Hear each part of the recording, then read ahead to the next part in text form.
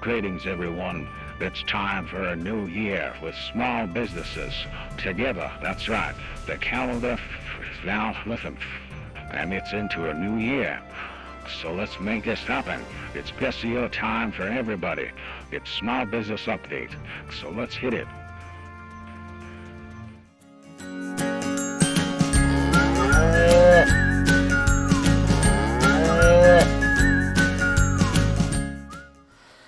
Alright, so all that stuff aside, welcome to the new year. It's 2023, and that means updates for small businesses. So this year I want to go into a lot happening on the Google side of things already. July of 2023 is going to be a big time because that's the time when Google Analytics moves to GA4 and they take off their old analytics, Universal Analytics. So it's a big deal, a lot of changes coming. When we look at 23, when we think of January as a small business, you think about budgets, you think about the time ahead. And in the case of SEO, there's a lot of changes. We saw a lot of things happen in December, a lot of new algorithm changes and core updates that happened that affected SEO performance for small businesses, a lot of things that were going on. And I'm going to cover a lot of different updates today.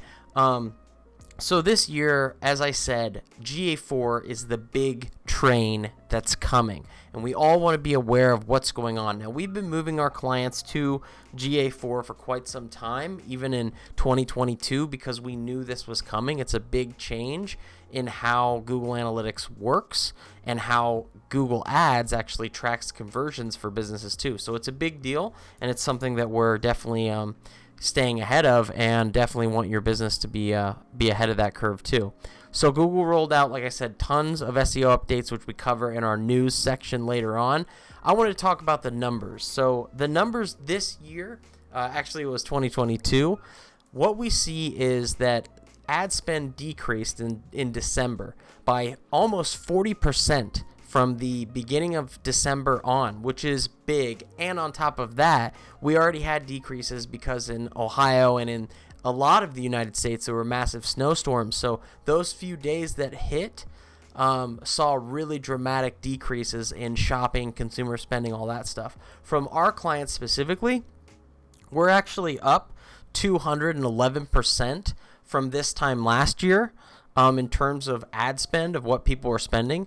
But generally, we do see business increase about 46% from January to March. So we're expecting a decrease coming down from December. And then when everything gets cold in Ohio, we start seeing, that stuff like people get really chilly, and it just happens where they decrease their ad spend and do all that. So what we're noticing here is that when it gets warmer, we get a massive March bump, and we actually had a 293% increase this year compared to March 2021, which was pretty big in terms of client spend and everything.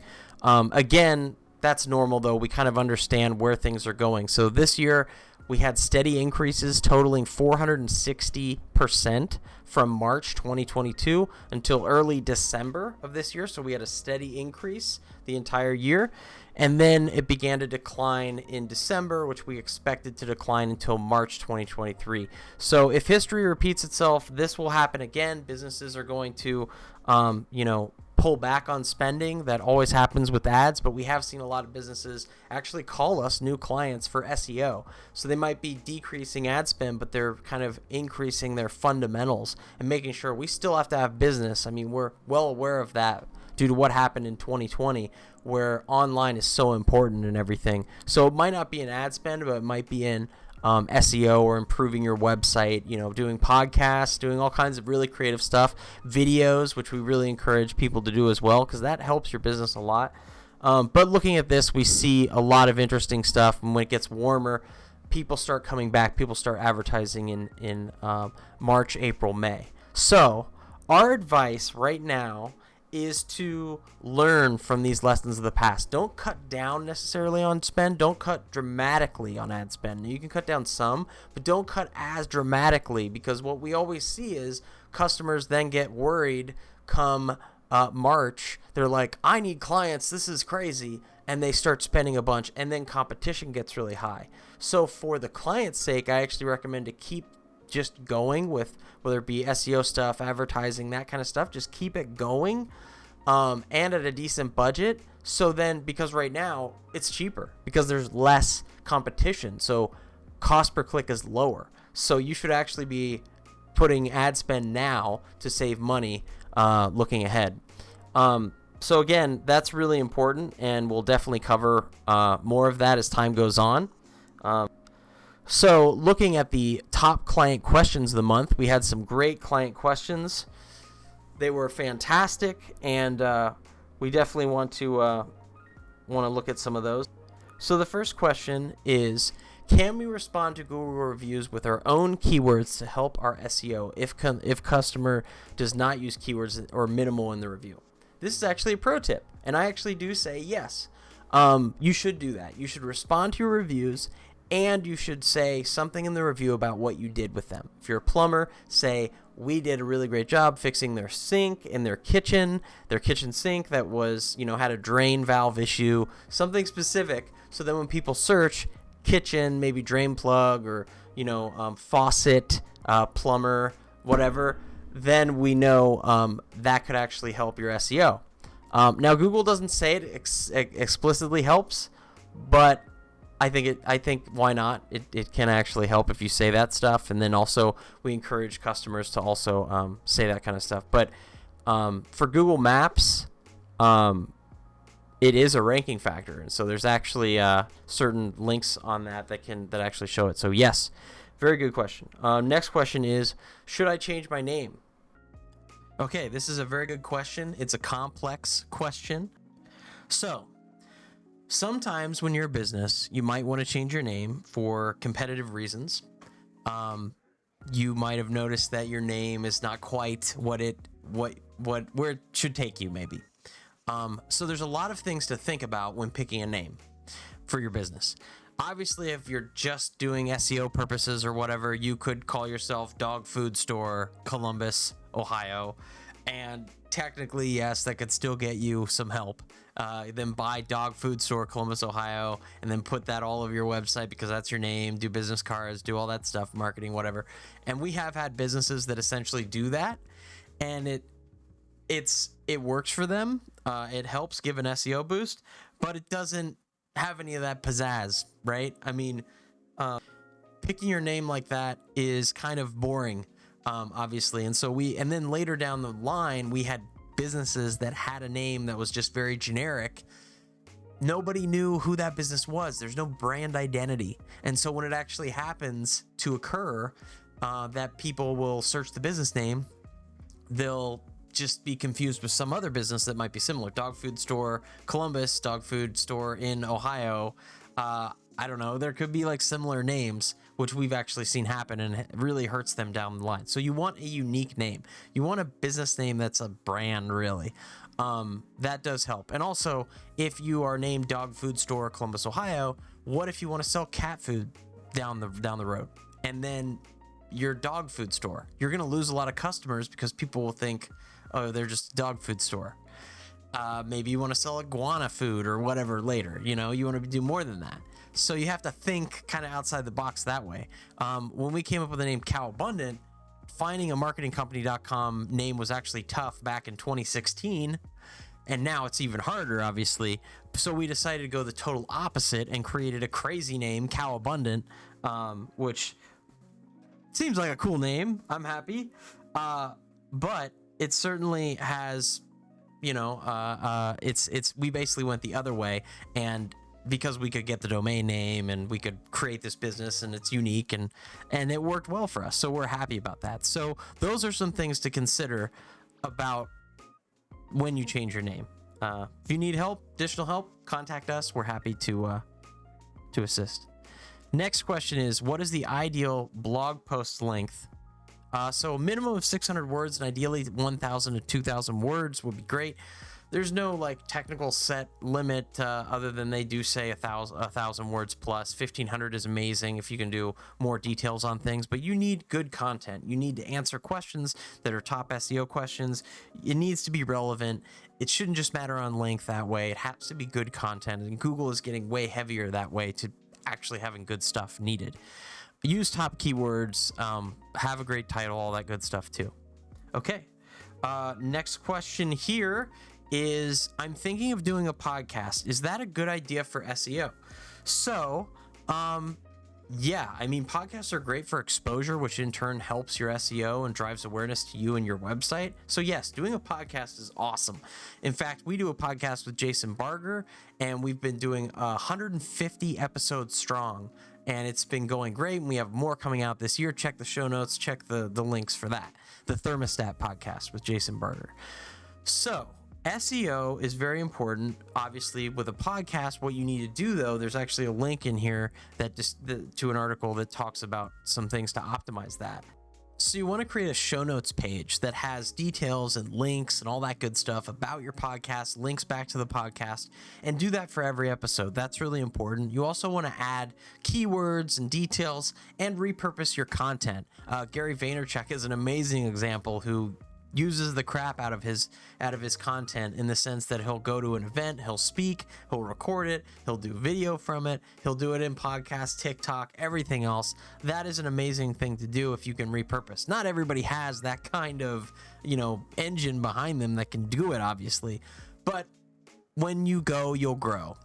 So keep going, you'll start to grow, and then you'll start to be able to do more of these things, and maybe you'll add more people to your team, just like we did with Jason Barger, and then now there's like events behind it, and it's really cool. So it takes time.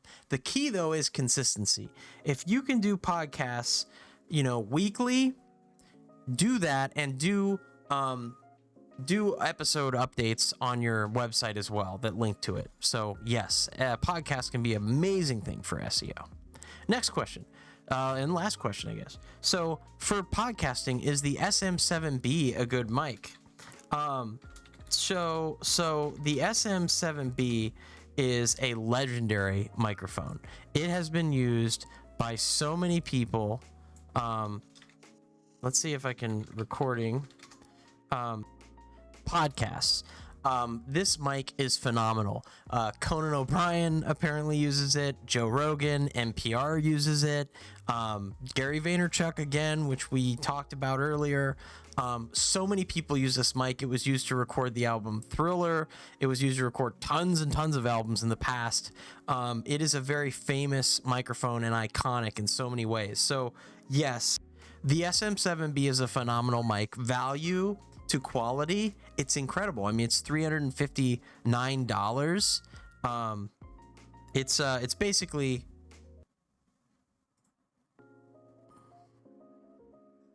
so there's been a lot of SEO chatter and that kind of stuff about Google ranking and algorithm changes happening. Now it's time for some Google news.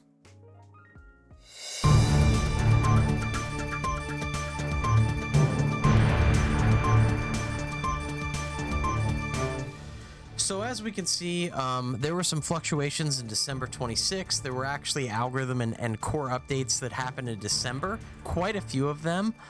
They issued a link spam update in December of 2022, and what they used was called SPAMBrain for links. This is an AI system that basically detects spammy links, things that you might have paid for in the past, links you might have paid for, in bad ways, that kind of stuff that would actually affect your SEO in a negative way. So Google is being more dramatic, more aggressive in their tracking of spam links to try and just game the system to get higher rankings. So pretty interesting. A lot of our customers have been buying because we use white hat SEO techniques, tried and true, and it works. So Cal Abundant always strives to use real white hat SEO techniques, not black hat, not these spammy links, not all that crap, but white hat stuff. The actual just good, tried and true, foundational, good content, great stuff, great technical SEO. That's what we like to do. So, there have been a number of things, and if you want to learn more about SPAMBrain AI and that update, you can read about it in our newsletter and on our website, calabundant.com, and then our blog has this information about the SPAMBrain update and how that works and what it kind of does. So kind of interesting. So this was something that kind of upset people in some ways. Google Maps got rid of the Performance Max campaigns, replaced local campaigns in Google Ads. So there's no technical way to just do Google Maps ads. It's now Performance Max, which sucks big time. To not just do a dedicated Maps ad, you have to actually do a full Performance Max, all these other crap you don't want. Google, you're messing up. Why are you doing this? Please stop. On top of that, there was a former update that was interesting. Google Maps was also, they took off the ability to see your business profile at its own dedicated page. Now it's actually on the website, which is annoying, shall we say? So if I go here, you can see all the information is right here. It used to be a dedicated page, which was much better, basically. Now you have to click on things to get access, and it's dumb. This next story is very interesting. It's about Google is actually allowing certain cannabidiol cannabis ads, basically CBD and other things, ads in Google Ads in certain states with there's certain information here. You can go to our website to find out more detail. But California, Colorado, and Puerto Rico are now allowing these FDA-approved ads, in essence, to happen, which is a big deal and shows that Google's kind of evolving and updating their strategies as things move forward. There's no federal mandate yet on that, so that's quite interesting that Google is, in fact, starting to allow some of these ads in certain states. Interesting. Next up is an interesting piece. Google ad disapproves certain ads for using the word get. Pretty interesting here. And there were some ads in the past that had this. This was in November, so now we know why. It was because of a bug issue, where they used words that were like "get here," "get it here" or something, or whatever. That's why it's disapproved. So Google has these problems. It happens, and now we know. Now we know. This month's charities to support is one that's personally close to myself. It's MedVet, MedVet Charitable Foundation. Basically, in 2022, I lost my dear cat, Frankie. He was a wonderful, wonderful pet, and he basically lived a long, healthy life because of MedVet. They were able to help him on his journey when he was very young, and he had really big problems. We fostered him as a little kitty, and we didn't know if he'd make it or not, but the amazing staff at MedVet saved his life, and he lived for a long time after that. And I'm so happy because of that. My wife and I are ecstatic about it. So I urge you to join us this month in donating to MedVet charities, and to help people in need, in need of pet care that maybe can't afford it or have issues that way. Please help them. I know it goes a long way because it helped my wife and I many years ago, and giving back is rewarding and helpful. So yeah, please join us with that. The last thing is this month in memes. We always have some fun, silly memes. There was something very interesting and provocative that happened this year due to a text slip-up, autocorrect, which was hilarious. So check that out.